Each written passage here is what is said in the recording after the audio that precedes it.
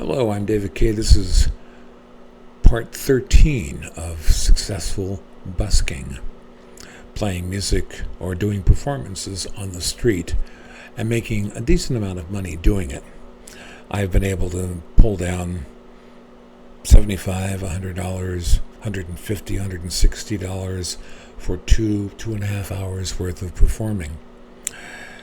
And it's not difficult when you figure out all the different things that you need to do, from costuming to your instruments, the kind of music you play, and all that.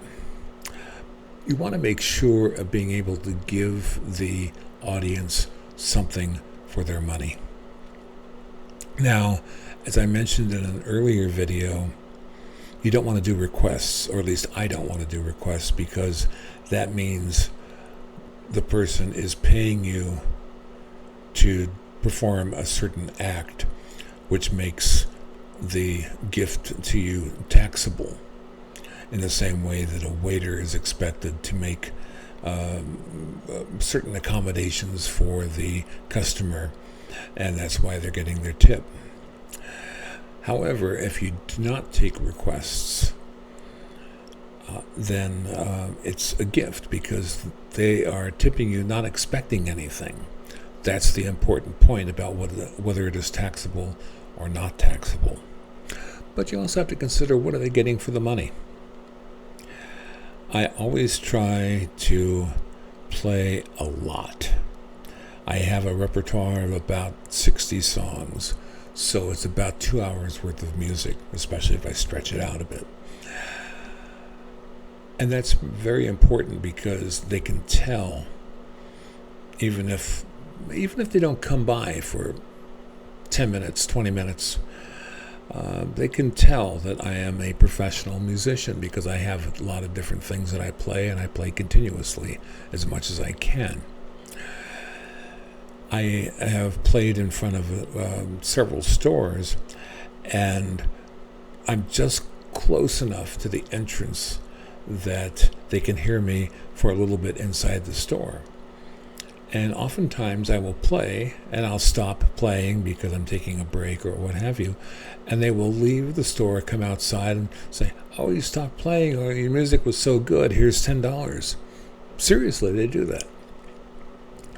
That is the thing about getting something for their money.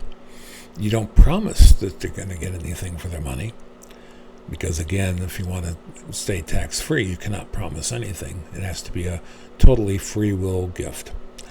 However, if you provide just oodles and oodles of entertainment for them, then they can't help but enjoy it, and they will tip, and they will tip generously.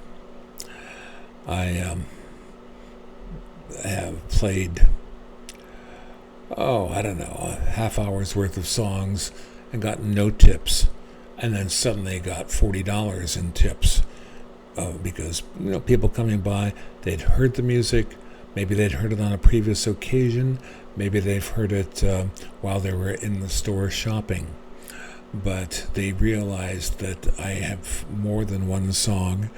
I'm not a one-trick pony. I'm actually a professional musician. That counts a lot for getting decent tips. You're not noodling around if you're a professional musician. You are doing something that is high quality, good for the audience. As I mentioned in another video, I started out at the Bay Area Rapid Transit BART system at one of the stations there underground. And I only knew 3 songs at the time that I started, but I figured if I play there, so many people are coming by that they're not going to know, and they're going to be coming by very fast, that they're not going to know that I only know 3 songs. And as I've mentioned, I have increased it to about 60 songs, and I'm trying for about 65 right now, so I have a good 2 hours of music. Because if I'm in a situation where Like if I'm in the BART subway, I don't want to drive the attendant at the information kiosk. I don't want to drive them crazy either. I don't want to create any enemies at any time.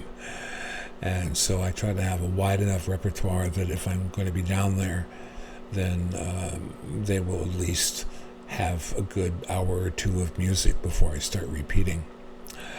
Anyhow, if you like what I'm saying here, please like what I'm doing and join up and whatever you need to do.